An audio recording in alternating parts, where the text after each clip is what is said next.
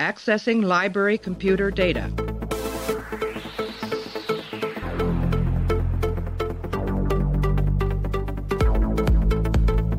Out there are no saints. Just people. Hey everybody, welcome back to the show. Continuing our run through of Star Trek Deep Space Nine. Right now we're up to the episode called Resurrection. The 8th episode of the 6th season aired on the 17th of November 1997. Written by Michael Taylor, directed by LeVar Burton. And in this episode, as I scroll up, an alternate version of Vedek Bariel arrives from the Mirror Universe seeking refuge. We're joined by Clay, as always. Clay, how are you? That's it. We're done. That's pretty much it. We're done with the show. We're done with Vedek Bariel and all that stuff. But we're returning to the Mirror Universe, Clay, which, as Discovery's told us, is very exciting. So you seem to have the opposite. Are we really returning to the Mirror Universe? Because it seems like we're taking the most boring parts of the Mirror Universe and bringing it into our universe, which is not exactly riveting television.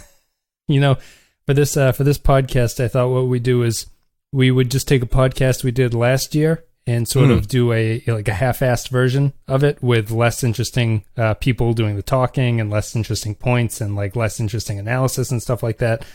Because I think the show already did this with Sisko and Jennifer Sisko, didn't they? So they specifically referenced that too. Yeah, we're kind of treading water. But let's take a break. We're going to play an audio clip. Me and Clay are going to come back.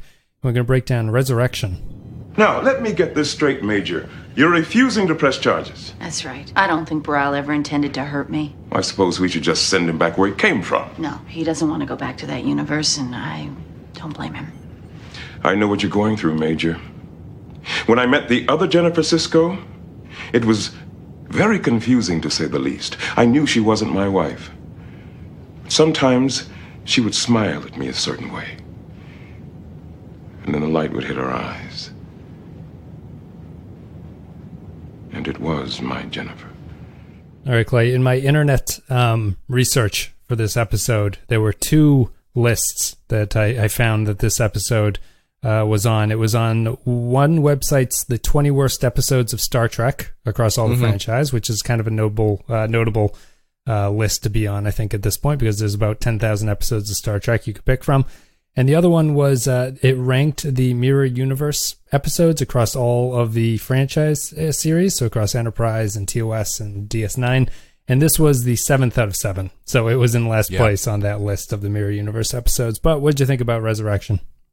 Can't say I disagree with either of those statements. Do you think it's one of the 20 worst episodes of the show? Of the franchise? No, I wouldn't say that. I think it's one of the 20 most boring and maybe 20 most potential wasting. Yeah, forgettable. Yeah. I actually thought when it started, I actually thought there is a good story in here somewhere. You could do an interesting story about immigration, honestly, with someone forcing their way into the Prime universe. What do? Do you just let them stay? Do you have to send them back? Do you deport them essentially? I think that would be an interesting way to handle that, but clearly that's not what they were doing. No. Yeah, I mean, it's, not only was it boring, but it, it was very heavy on the Bajoran religion, which I don't really care for. It featured Vedek Bariel, who I don't really care for. Yep. It featured Kira just being a fucking idiot for most of the episode, which I don't really care for. Yeah, I mean, that all being said, it's not a bad episode. It's not poorly made, or it doesn't have a story that is Angel 1 level. Yeah. Yeah, it's just entirely forgettable, and I think it makes Kira look like a chump, I think. I think it's an extremely forgettable episode. I think that the problem is it's almost like it would, I guess, to narrow it down, it would make my top 20 episodes of Star Trek where after it ends, you kind of throw your hands up in the air and go, eh. It's an episode that doesn't seem to really have a point. like in the ending and its whole way through, and like anything that they're talking about, nothing really seems to be the point of the episode. And so you end up walking away going like, why did they do that? Especially, not that it was done to great potential or anything. I think we still complained about it, but at least when they did it with the Sisko and Jennifer Sisko relationship, that relationship is like vital to the start of the series. You know, like her death is what kicks off Sisko coming to DS9. And Bariel was always just a wet cardboard character that Kira dated for a couple episodes, that like everyone made fun of his robotic delivery when he turned into a robot and was about to die. People were like, well, his acting improved at least when we hit that point. And instead they bring him back, and it just goes to show that the Bariel character never had anything to say in the first place. So bringing him back doesn't do anything for you because he still has nothing to say.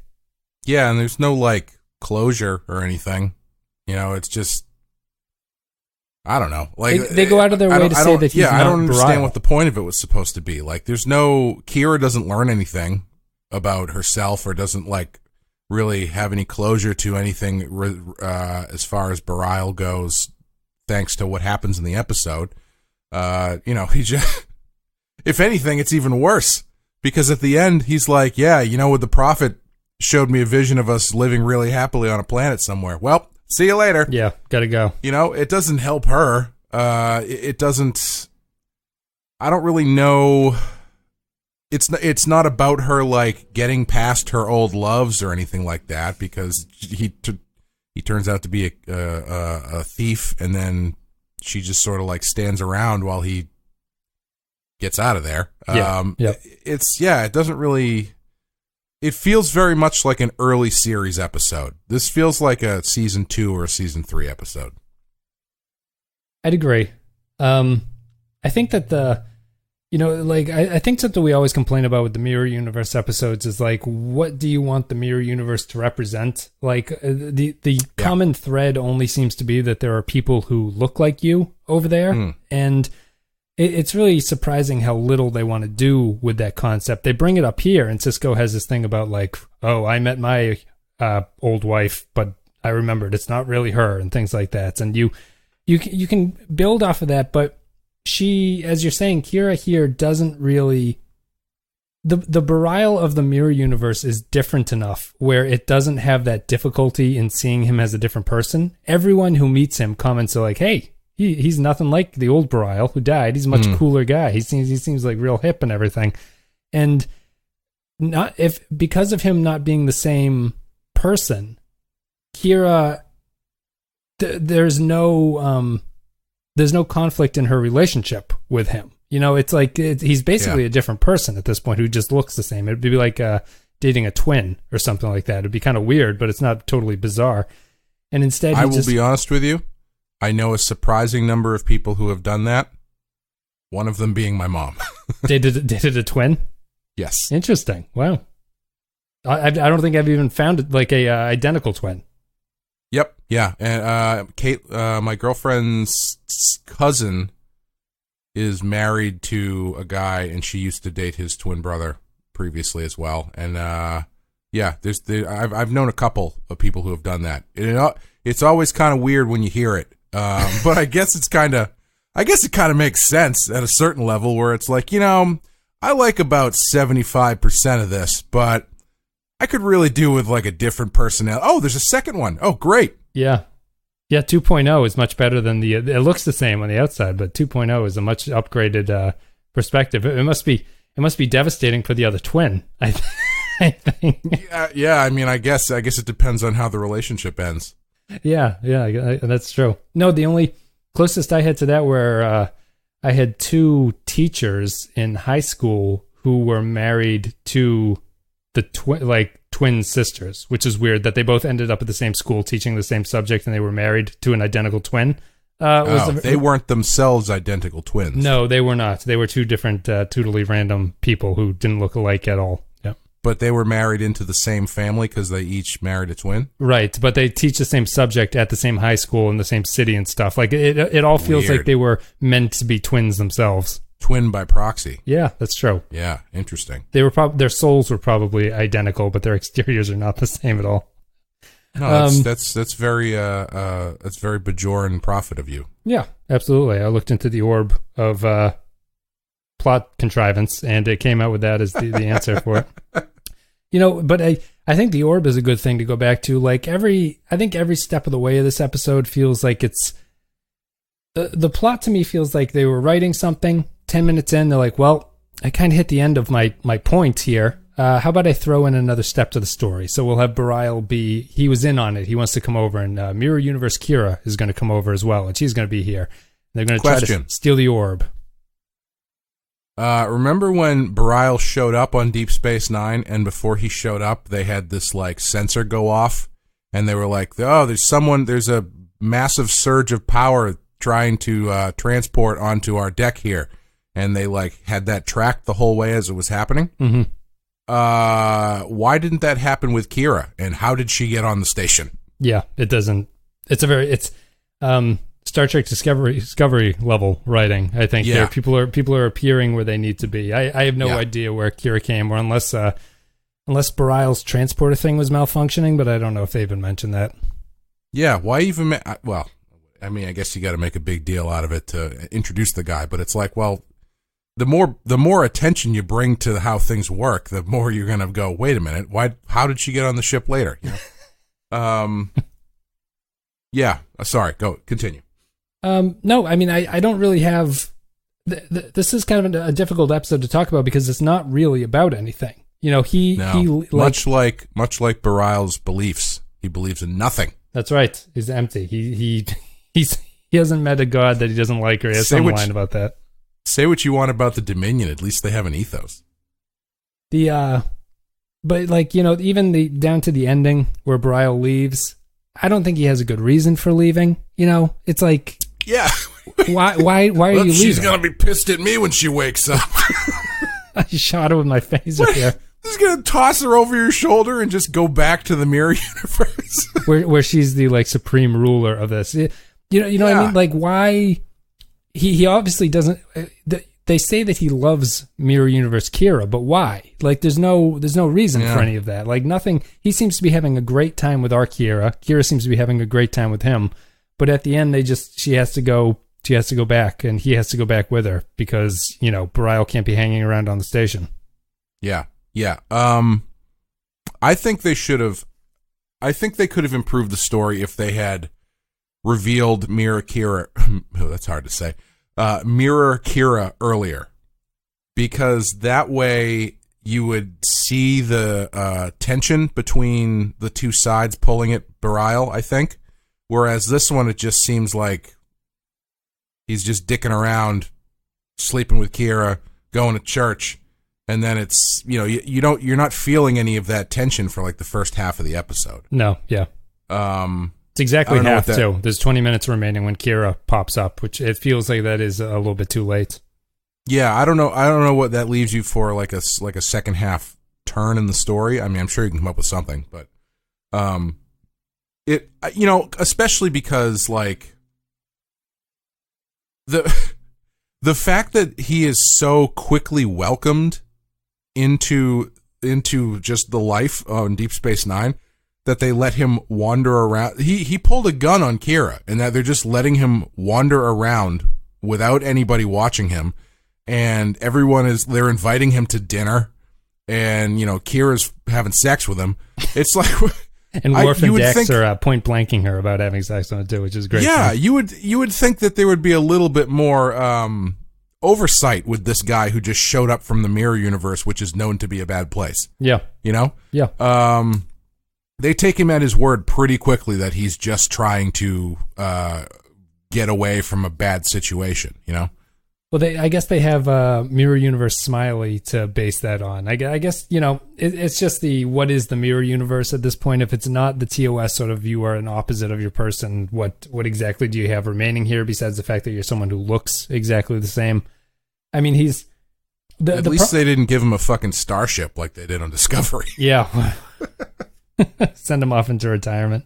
Yeah. The problem with the first 20 minutes is that there is no conflict really there. Like, as you say, they resolve it very easily after an extremely weirdly staged hostage situation.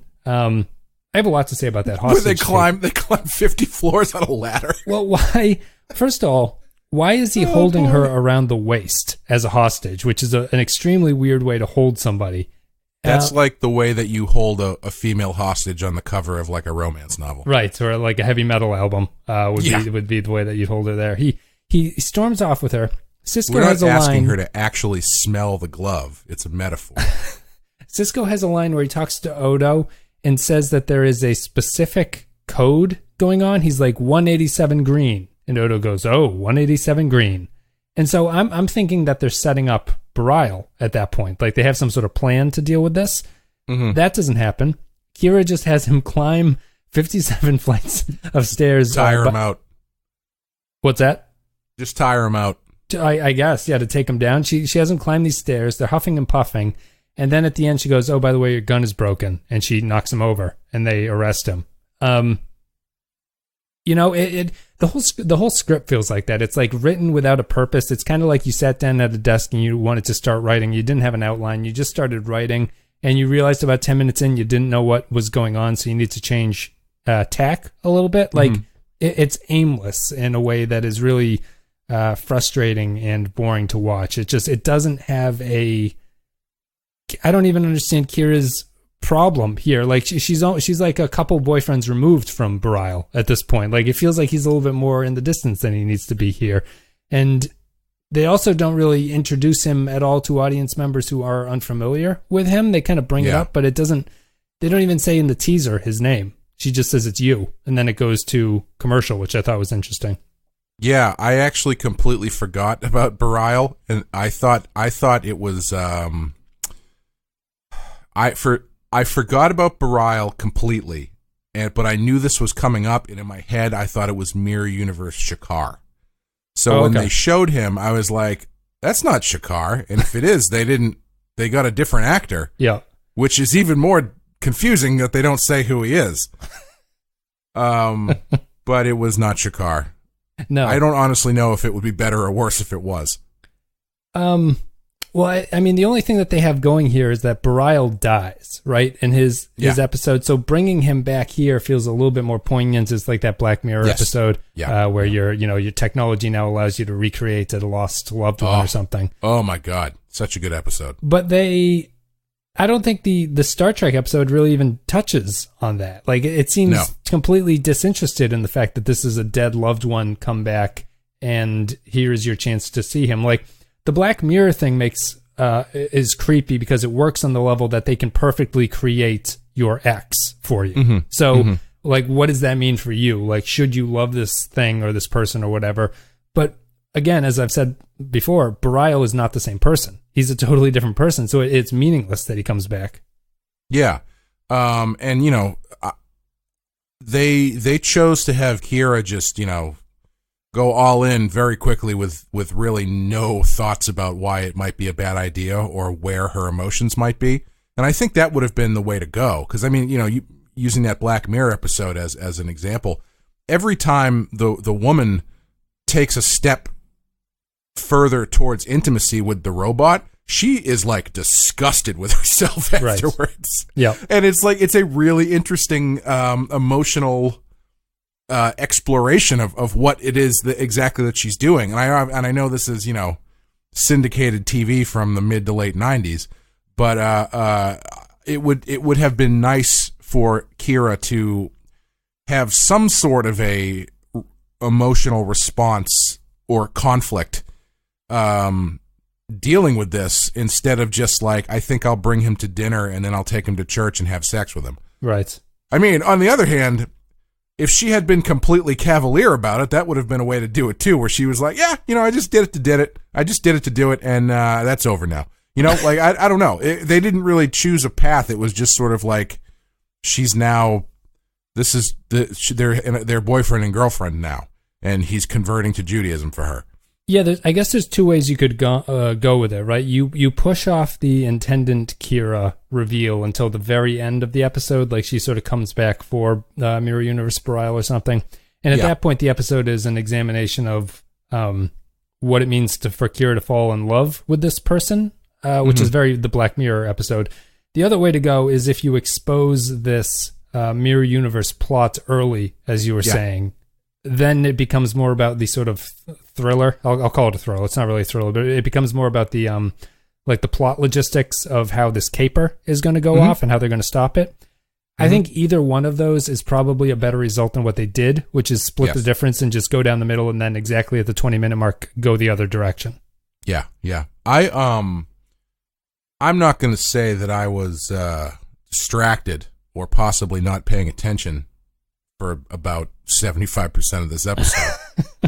But can you tell me why they needed the orb? What were they going after the orb for? I don't remember. She just wants the power because she is out of power in the mirror universe at this point, I think, right? So it's kind of like a weapon of mass destruction. Sure. Why not? Yep. Okay. I had completely I watched it again this morning because I was also dozing as I was watching it. I completely forget that at the end, the whole thing that sparks Kira to save the day is Quark just comes up to her and he's like, "Hey, I think he's thinking about stealing the orb." Yes.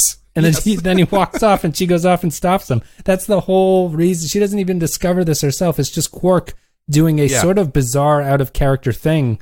At the same time, it's kind of in character, but it's out of character for him telling her, I think, about the whole caper thing. And even so, when she confronts him, when she confronts Bariel as he's trying to steal the orb, he's like, "How long have you known?" And she's like, "I didn't. Quark told me." It's like, what? That's where she should be like, "Honestly, I always had it in the back of my mind that there was something wrong here, but when I was talking to, like, so the discussion with Quark should be her doubt being voiced, right? Sure. If not literally, but just like what he's saying to her should be the thing that's like reinforcing her doubt. So when she goes and she finds out that he's stealing or whatever, she should be like, "Yeah, I kind of had a feeling this was going to happen." But she's like, "No, I had no idea. Quark told me you were going to do this." Yes. Yeah. Like, you look like a chump here, Kira. Just a very strange ending. Even the attendant Kira asking the Bajorn security guard for a massage, which is how she takes him out. I like That's a long way to go for a distraction ham sandwich. I like Attendant Kira, just because I think Nana Visitor plays her extremely, I think it's well, I would say well, but I like the way she speaks because she says everything as though she's a half a second away from orgasming, which is like a nice touch. So she's very breathy and very silly the entire time, but it's like I think her performance as the Intendant is always the best part of these things because she's so gloriously over the top in a TOS kind of way that it works. Yeah. The way that she disarms that guard, I think you should save those moves for if you need to get something, like if there's something on the guard, like a key or something you need or something like that, instead of just stopping to get a quick sensual massage before you punch him in the face. I think there's a quicker way to connect those dots. But then she insults his massage skills too at the end. Yeah, it would be great if there was a scene on the Orville where someone did that, and then she just starts making out with him for like 15 minutes, and then they cut back and she's still making out with him, and then she just punches him. Yeah, I think we're pretty much we're done with this one. I think Resurrection is not something that is to be remembered or to really even pull anything out of. I mean, I guess before we go, Clay, would you say that you would fix this one just by going in one of the two directions with it? Do you think that's a good enough thing? Like, does this even need to exist after the Cisco and Jennifer thing, which I think did it better than that? Like, if you had to do this one, is there a way to take it in a different path than the Cisco and Jennifer Cisco story? Well, I might throw Odo into the mix if you needed something else to do. Because if you're getting into Kira's love life and the past versus the present and the future, involving Odo might be a way to go. You could have him. The fact that he's basically not in it at all, and they have this random person from the mirror universe wandering around the station, and he's not there at every moment, being like, "What are you doing?" It seems like he would be all over that. Yeah. And that would give you an excuse to get into that with her a little bit if you wanted to, even if not directly. You could at least have it there as a reminder that stuff is going on. You know, I mean, they name check it very briefly when she's trying to find a person to go to dinner with. Some very interesting choices in Dax's little black book, apparently. Yeah. Yes. That was the strange... Kira is surprisingly shallow. I'm going to side with Dax on this one. I mean, being able to see through someone's skull is one thing that might take a little bit getting used to, but a third eye is just a third eye, man. Yeah. Total Recall has shown us the thing or two about that kind of stuff. Yeah. So, yeah, I don't. I guess originally the script was supposed to open with them talking about they're looking at some of Ziel's artwork in Kira's quarters, which I think is a little bit more profound because I think that ties into with her death. It ties into Bariel's death a little bit better too. Like it's a weird thing to cut. I would have cut their hallway walking scene about the being so vain that she doesn't even know the song is about her, and instead replaced it with someone. A discussion about someone who had recently died. Maybe that makes it a little bit more thematic. It's just a weird cutting and weird sort of way to take the episode that they went with it. Yeah, the opening scene obviously makes it about. It's going to be about Kira's love life in some sense. Yes. But yeah, they don't even really do anything with it. They just use that as a framing device to get the guy there, and they don't explore anything. Bringing it up that explicitly doesn't really pay off. Let's take a break. We're going to play an audio clip, and then we're going to come back and read some Patron thoughts, give our final thoughts about Resurrection. Tell me everything that's happened since you got here. Later. I'm too tired. Right now, all I want to do is go to bed. Even better. I said I was tired. You've never been tired before. It's been a long day.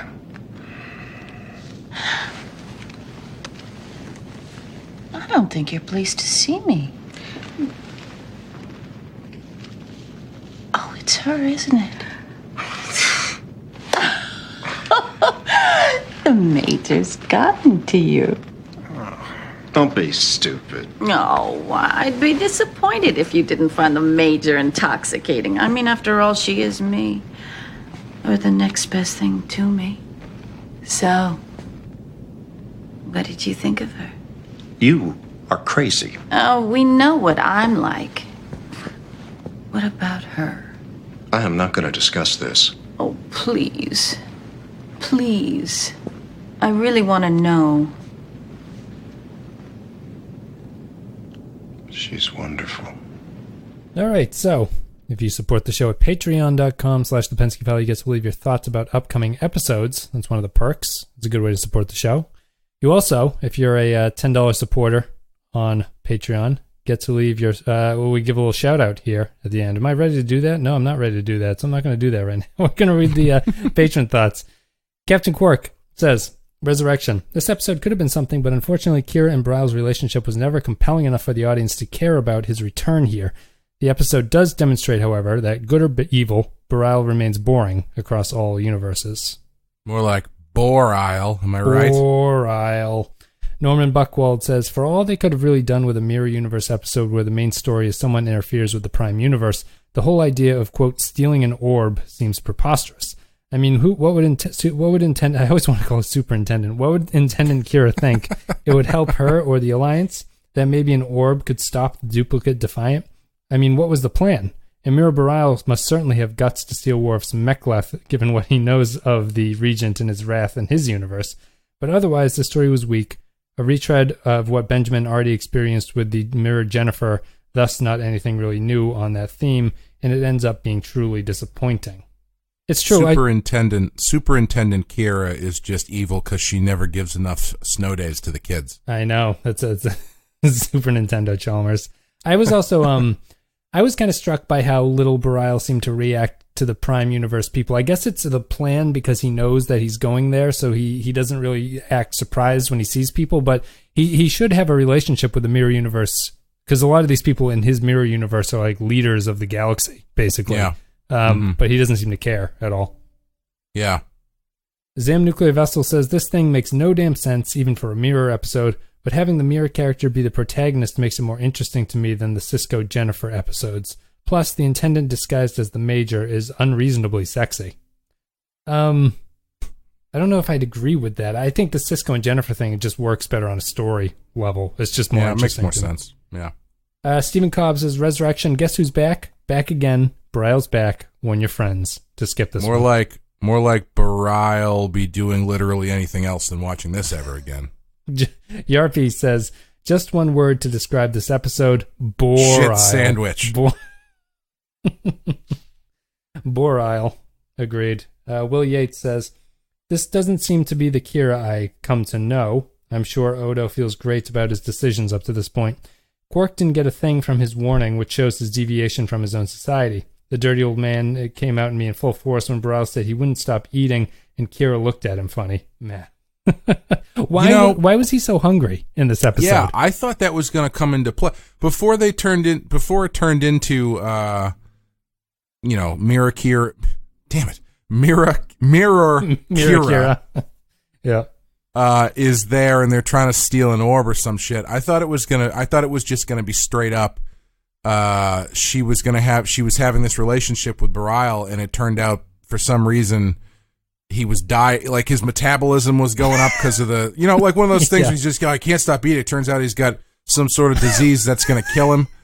And then it's like, she's like, but I can't lose you again. I've just gotten you back. Or, that kind of shit. Is it like Star Trek Thinner or something? It's well, no, but, like some stupid... Yeah, sci-fi reason that him coming to this universe is killing him, Yeah. I mean, I guess it was just the fact that everybody's, starving and impoverished in the mirror universe. I don't know. But they definitely leaned into it to seem like it had a point. Yeah, I mean, because he's never really clear about it. He brings it up in kind of a weird way too. He's like, because he brings it up, he's like, I don't understand why I'm so hungry. So it's not like he's like, I'm starving and I don't know what starvation means, and therefore I don't understand eating. So it's weird that he would bring it up that way. Yeah, it seems in line with what you're saying, where it feels like there were two ideas they just slammed together, because that feels like it was an idea that could have led to something like I was talking about, which very much would have been in line with the first half of the story it seemed that they were telling. But then they turned him dying off at do you mean like him sort of dying off at the end? Yeah. It wouldn't surprise me if that was it would not surprise me if the original story was more in that line, but then they're like, it's Mirror Universe, we got to punch it up a little bit and make it more interesting. So then they did the whole orb thing, and then the eating thing was just something that, stuck in there. Yeah, I could easily see that happening. Matthew Ross says, Really? You don't know that evil Bariel is evil? Jeez, Kira, come on. Anyway, the whole plot is ridiculous. The transporter and apps always, I think he means ops. Transporter and ops always seem dumb. Case in point, Kira couldn't kick Bariel's ass before the docking port. The plan was to get captured, I suppose. The lack of an orb parallel also makes no sense as to why Bariel didn't just kill evil Kira. At least they mention the war in a sentence here. Hey, did you know the Dominion are out there? Remember? On to the next pause in the war story. And our final comment is, let me scroll down here. Sorry, everyone, I'm on the laptop, and for whatever reason, using the laptop is just killing me of hunger. Kyle Barrett says, Resurrection, it's very disappointing that after the occupation arc opening up potential new stories for Kira, the show immediately backtracks to two previous storylines that didn't work the first time around in Bariel and the Mirror Universe. The least they could have done is use the Mirror Universe for what it's for and draw some parallels between Kira and Mirror Kira after Kira's dark time as a collaborator during the occupation or something. And the only reason to bring back Bariel would be to watch him die a horrible death, but sadly he makes it out alive. All in all, total feces.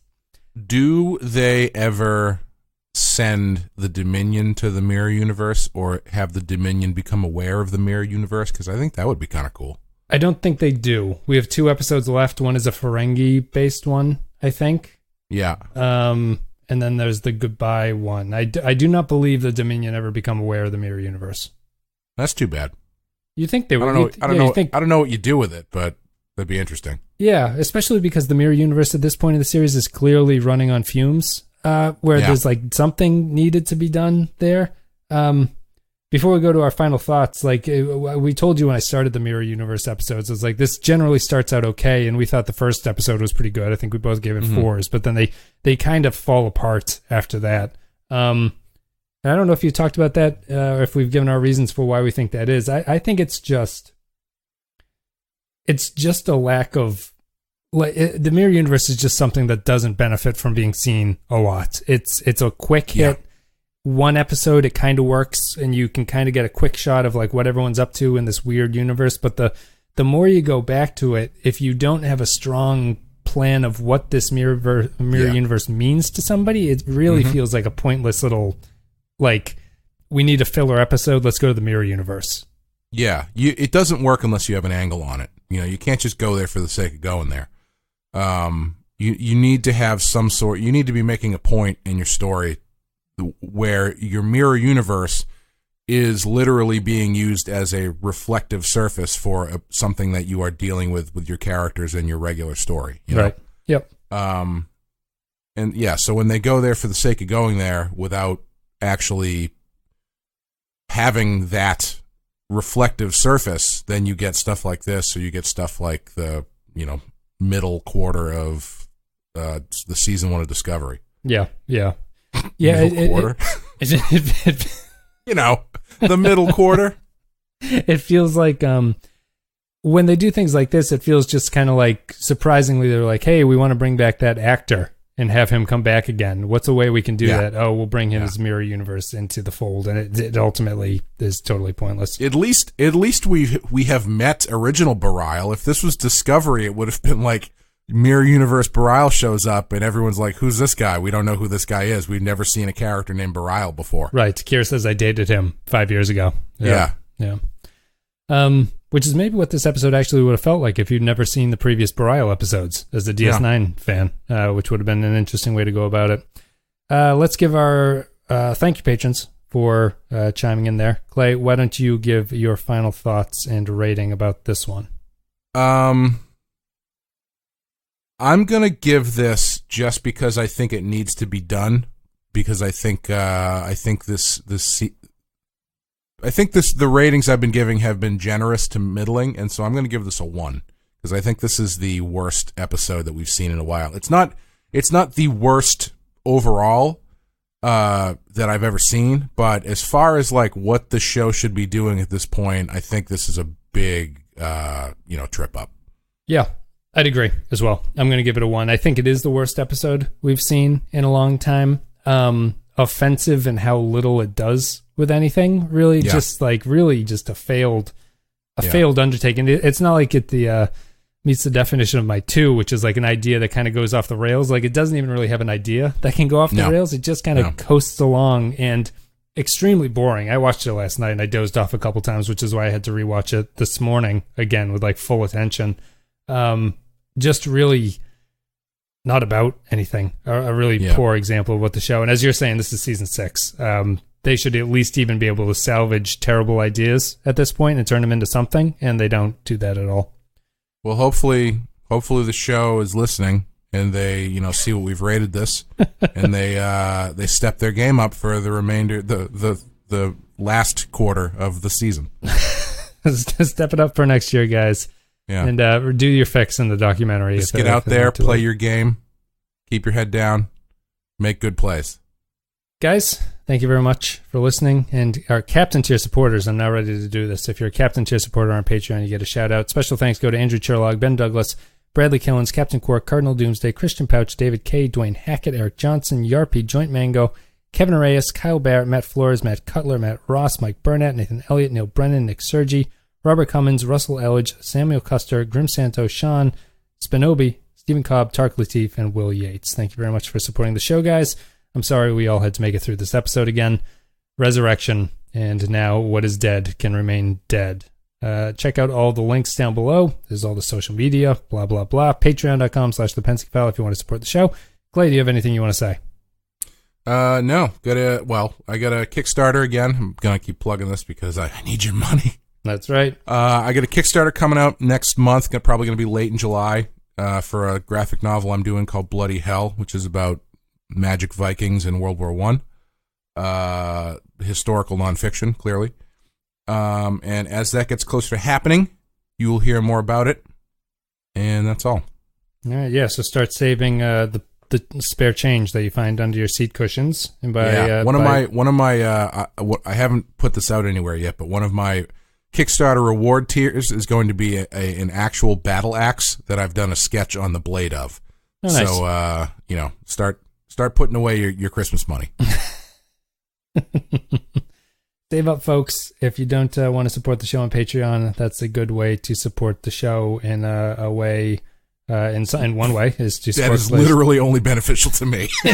If you really like me and are only okay with Wes, just donate to my Kickstarter. I kind of started down that path. I was like, wait, this is going to come out horribly offensive. I'm not going to say that. I kind of had horribly to offensive to you. I had to pull a resurrection right there and sort of flip track halfway through what I was talking about and make it more interesting. But yeah, if you want to, if you don't support the show in any other way, this is a good way to do it, and it does not impact me whatsoever. So if you despise me, you can do this and support Clay.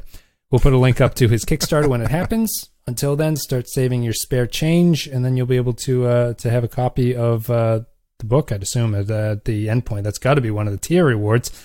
Anyway, thank you very much for listening. We're done with Resurrection. The next one is Statistical Probabilities, I believe is the episode. Let me check and make sure that is true. Statistical Probabilities. So, tongue trip of a title will be coming in a couple days. Until then, see ya.